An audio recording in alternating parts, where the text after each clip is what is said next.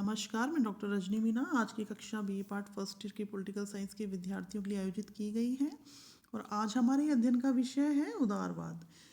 उदारवाद शब्द अंग्रेजी की लिबरलिज्म शब्द का पर्याय है और इसकी उत्पत्ति लैटिन शब्द लिबरलिस से हुई है, जिसका अर्थ है स्वतंत्रता या स्वतंत्र व्यक्ति से संबंधित।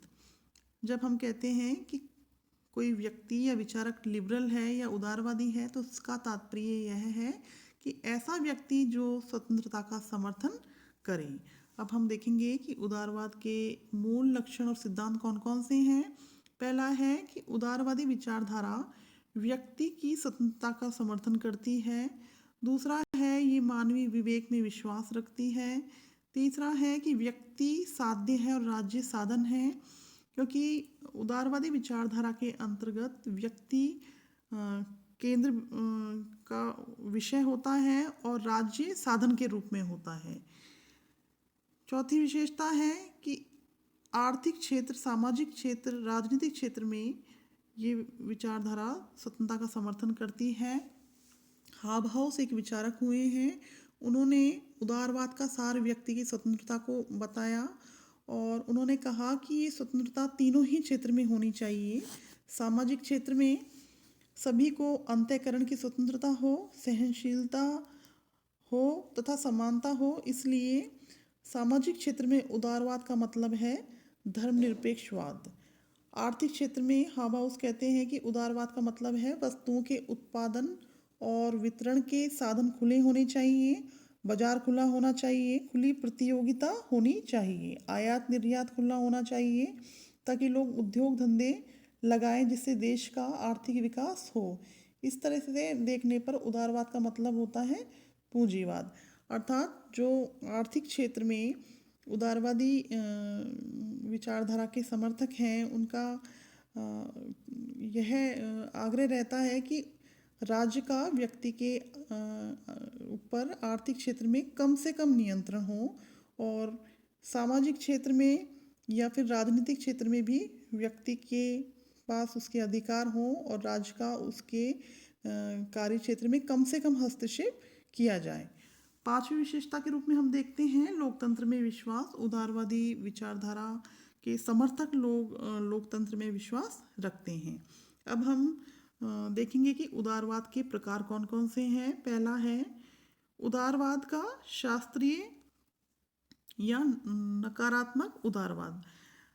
प्रारंभिक समय में जो उदारवाद का स्वरूप था वो शास्त्रीय उदारवाद का था, जिसे नकारात्मक उदारवाद भी कहते हैं, और प्रथम विश्व युद्ध तक नकारात्मक उदारवाद की प्रधानता रही। नकारात्मक उदारवाद राज को एक आवश्यक बुराई के रूप में देखते हैं और इसके समर्थक नॉजिक हैं, एक विचारक हैं नॉजिक, उन्होंने इसका समर्थन किया है कि वो नकारात्मक उदारवादी हैं और उनके अनुसार राज्य ऐसा हो जैसे कि रात्रि का चौकीदार, अर्थात राज्य को सुरक्षात्मक कार्य करना चाहिए और व्यक्ति के अन्य क्षेत्रों में राज्य का हस्तक्षेप नहीं होना चाहिए। इस प्रकार हम देखते हैं कि जो नकारात्मक उदारवाद है वो राज्य को आवश्यक बुराई के रूप में देखते हैं और प्रथम विश्व युद्ध तक नकारात्मक या शास्त्रीय उदारवाद विद्यमान रहा।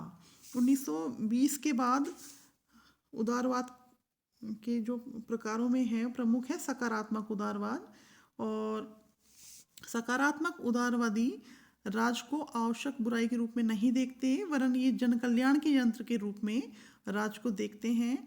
और सकारात्मक उदारवादियों का यह विश्वास है कि राज को जन कल्याण के क्षेत्र में अपने कार्यों को करना चाहिए, और इसके समर्थक हैं लास्की एवं मैकाइवर।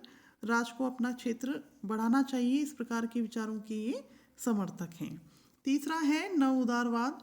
1970 के बाद नव उदारवाद अस्तित्व में आया और नव उदारवादी विचारधारा के समर्थक जो हैं उनका मानना है कि राज्य को जन कल्याण के कार्य नहीं करने चाहिए, क्योंकि इससे निजी उपकरण को हानि पहुंचती है। निजी क्षेत्र को बढ़ाना चाहिए और ये सीमित कल्याणकारी राज्य के समर्थक हैं।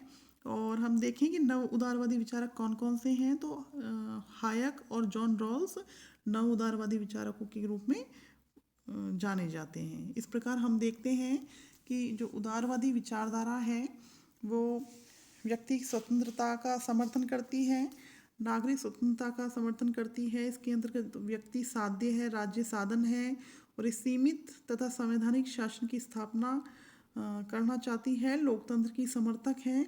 इस प्रकार से उदारवादी विचारधारा के अंतर्गत व्यक्ति की स्वतंत्रता केंद्र बिंदु है और व्यक्ति की गरिमा, व्यक्ति के अधिकार इसके अंतर्गत मुख्य विषय हैं। और राज्य के क्षेत्र में राज्य के जो हस्तक्षेप है उसको व्यक्ति के जो कार्य क्षेत्र है उसमें यह कम से कम हस्तक्षेप को स्वीकार करती है। किंतु सकारात्मक उदारवाद के अंतर्गत हमने देखा कि एक ऐसा दौर आया जिसमें राज्य को आवश्यक बुराई के रूप में नहीं वरन जन कल्याण के यंत्र के रूप में देखा गया, लेकिन शास्त्रीय उदारवाद में राज्य को आवश्यक बुराई माना गया था और नव उदारवाद के अंतर्गत भी राज्य के कार्य क्षेत्र को सीमित करने की बात कही गई। आज की कक्षा यहीं तक। धन्यवाद।